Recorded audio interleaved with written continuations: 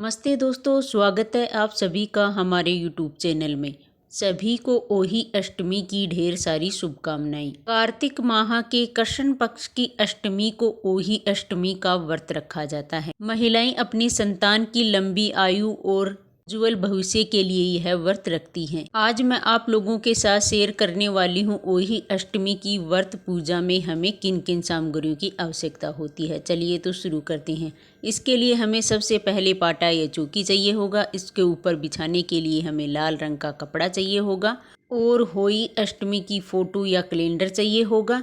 और होई अष्टमी की पूजा में हमें स्याहू माता की भी पूजा करनी होती है। स्याहू माता की इस तरह की माला होती है, वो भी हमें पूजा में लेनी होती है। इस माला पे गाय बनी हुई होती है और उसके 5 बछड़े होते हैं।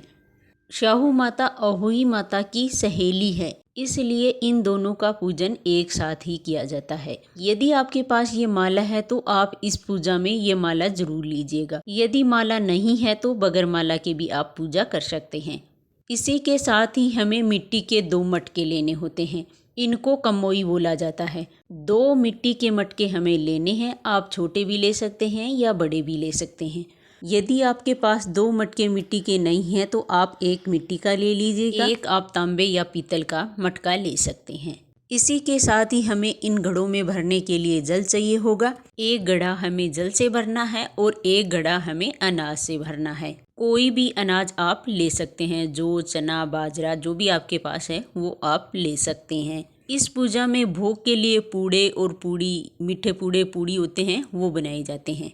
या आप हलवे का भी भोग लगा सकते हैं या आप कोई भी मिठाई का भी भोग लगा सकते हैं। जो भी आपकी इच्छा है उसका आप भोग लगा सकते हैं। यह पूजा दिन में की जाती है, तो आप दिन में पूड़ा या पूड़ी नहीं बना पा रहे हैं तो आप बतासे का भी भोग लगा सकते हैं। इस पूजा में सिंघाड़ों का भी भोग लगाया जाता है। यदि आपके पास सिंघाड़े नहीं है तो आप या कोई भी ऋतु फल है उसका भी भोग लगा सकते हैं। फिर हमें कलावा चाहिए होगा। हमें जो मटके लिए हैं उनके कंठ पर हमें कलावा बांधना है, तो हमें कलावा ले लिया है। फिर मैंने तिलक करने के लिए रोली ले ली है। एक यहाँ पर जल का लोटा ले लिया है। तिलक करने के लिए मैंने यहाँ पर हल्दी ले ली है।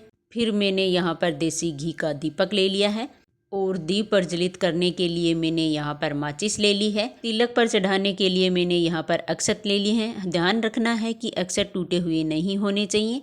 यथासंभव हम दक्षिणा ले लेंगे। फिर हमें अहोई अष्टमी के लिए वायना निकालना होता है। वायना निकालने के लिए हमें कपड़े चाहिए होंगे। कपड़ों में आप सूट ले सकते हैं, साड़ी ले सकते हैं, जो भी आपकी इच्छा है वो आप ले सकते हैं। और अहोई माता के लिए आप लाल रंग की चुनरी ले सकते हैं। यदि आपके पास लाल रंग की चुनरी नहीं है तो आप कलावा के रूप में भी चुनरी उड़ा सकते हैं। ये है अहोई अष्टमी व्रत की पूजा की टोटल सामग्री। अहोई अष्टमी व्रत की पूजा की सामग्री का वीडियो आपको कैसा लगा कमेंट करके जरूर बताना। वीडियो अच्छी लगे तो वीडियो को लाइक, चैनल को सब्सक्राइब जरूर करें। धन्यवाद।